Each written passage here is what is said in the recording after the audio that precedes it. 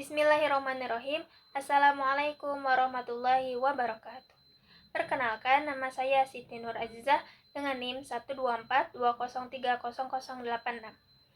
Di sini saya akan melaksanakan tugas ujian akhir semester mata kuliah Pancasila. Nah, di sini saya akan menjawab beberapa pertanyaan yang sudah diajukan. Kita langsung ke pertanyaan pertama.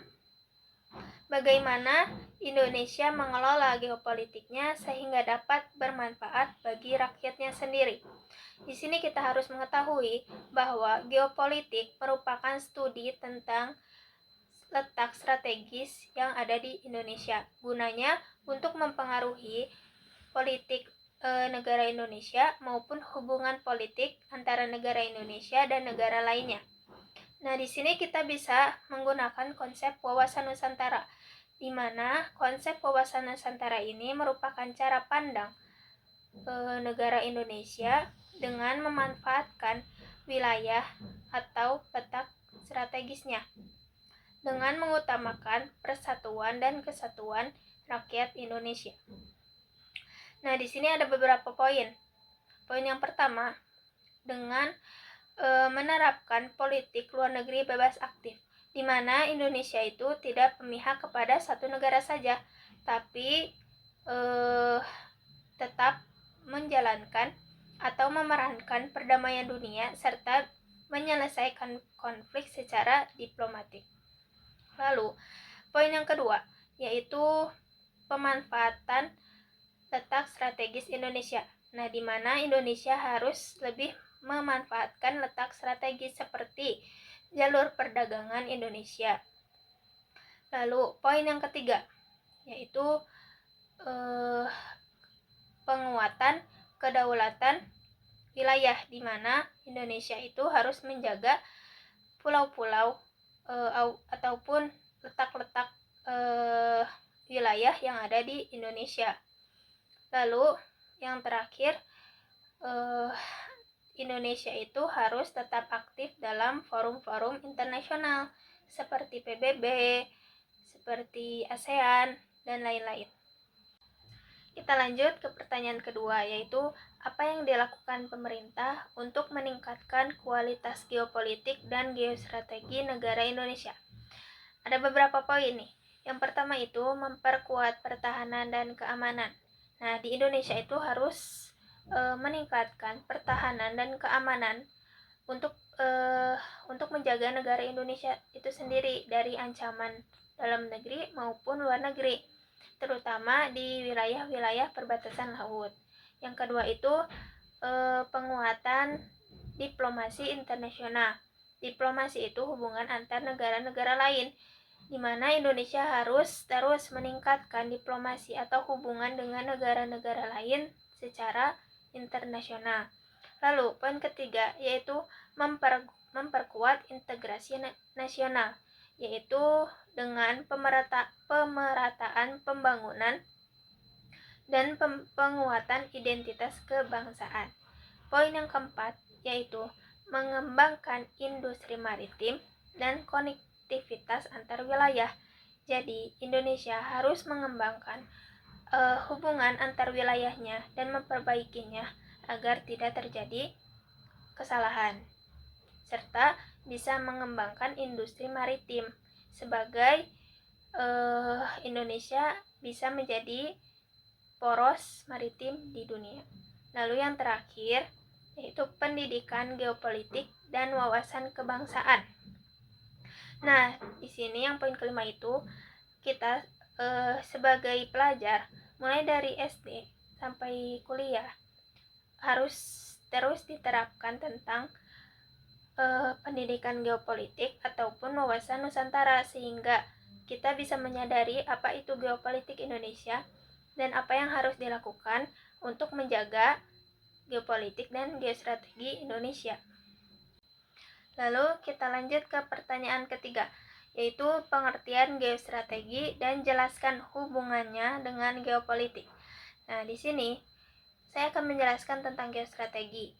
Geostrategi itu merupakan perencanaan dan pelaksanaan strategi nasional berdasarkan kondisi geografis suatu negara.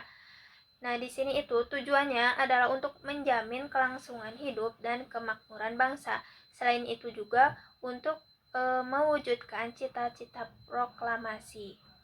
Nah, apa sih hubungan geostrategi dan geopolitik? Tadi sudah dijelaskan di sebelumnya, geopolitik itu merupakan studi atau ilmu yang mempelajari hubungan tentang geografis seperti letak letak geografis, sumber daya, kondisi alam dan sebagainya. Nah, sebelum itu geostrategi ini dapat menjadi pedoman atau acuan dalam menganalisa Astagatra. Astagatra itu ada 8.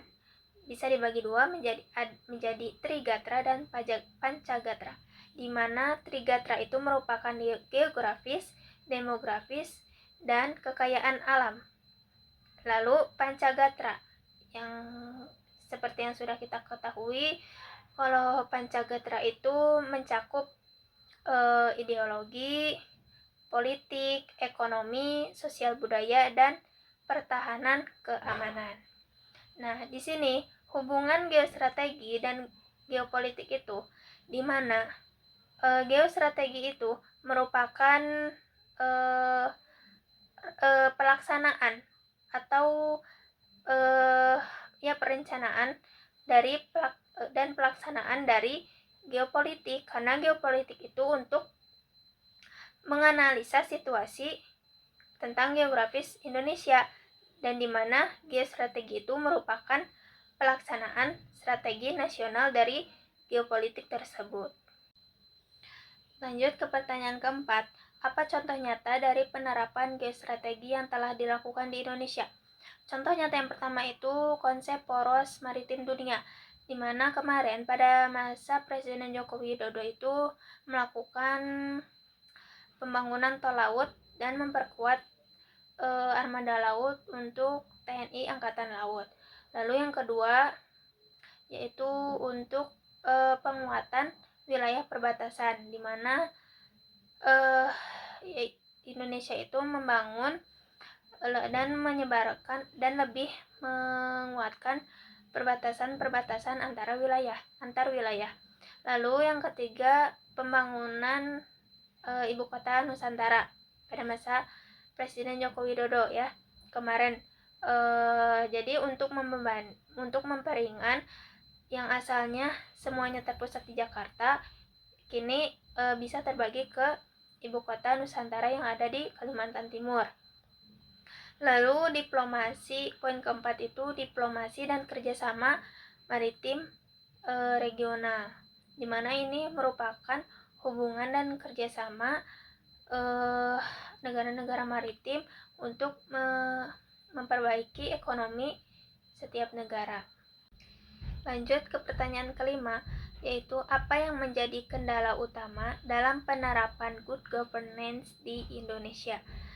Nah, di sini good governance itu merupakan prinsip atau praktik penyelenggaraan pemerintahan yang efisien, efektif, dan lain-lain.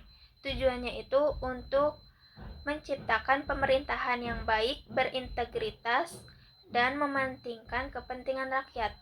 Nah, di sini tuh apa yang menjadi kendala penerapan good governance di Indonesia? Yang pertama, seperti yang sudah kita ketahui, yang menjadi contoh nyata yaitu korupsi yang merajalela di berbagai sektor pemerintahan. Lalu yang kedua, birokrasi yang berbelit-belit dan tidak efisien, yaitu di mana birokrasi ini merupakan sistem administrasi yang ada di pemerintahan. Lalu yang ketiga, kurangnya transparansi dan akuntabilitas dalam pengambilan keputusan publik. Lalu selanjutnya, lemahnya penegakan hukum, di mana sekarang penegakan hukum itu sudah lemah, sudah tidak seperti dulu, di mana pemerintah itu bisa mengambil sikap tegas terhadap contohnya orang-orang yang korupsi. Lalu yang terakhir, minimnya partisipasi publik dalam proses kebijakan pemerintahan. Lanjut ke pertanyaan terakhir, yaitu sebutkan contoh beragama yang berlebihan, sebutkan contoh sikap ekstrim beragama, dan di mana posisi orang moderat di antara dua kutub ekstrim. Yang pertama, contoh beragama yang berlebihan, yaitu memaksakan ibadah kepada orang lain, lalu fanatik terhadap tokoh agamanya sendiri, lalu menganggap kalau kelompoknya itu merupakan kelompok yang paling benar. Lalu tidak bisa menerima ideologi modern tentang agama. Lalu contoh sikap ekstrim beragama atau bisa kita sebut sebagai radikalisme. Radikalisme itu merupakan paham atau sikap yang menginginkan perubahan drastis terhadap sosial, politik, maupun beragama. Nah, contoh sikapnya itu gimana? Seperti tadi, tidak bisa menerima paham agama modern, mengkafirkan orang lain yang tidak sesuai agamanya sendiri, lalu terlalu fanatik terhadap agamanya. Lalu biasanya radikalisme ini disertai dengan kekerasan atau pemaksaan terhadap orang lain. Lalu yang terakhir, posisi orang moderat di antara dua kutub ekstrim. Nah, posisi orang moderat ini berada di tengah-tengah. Mereka itu biasanya mengedepankan toleransi. Lalu orang moderat ini biasanya menghormati perbedaan yang ada. Dia tidak berpihak kepada kaum satu dan kaum satunya lagi. Jadi biasanya orang moderat ini paham akan perbedaan dan bisa menghormati perbedaan tersebut. Nah, mungkin cukup sekian yang bisa saya sampaikan. Semoga bisa bermanfaat bagi kita semua. Terima kasih. Wassalamualaikum warahmatullahi wabarakatuh.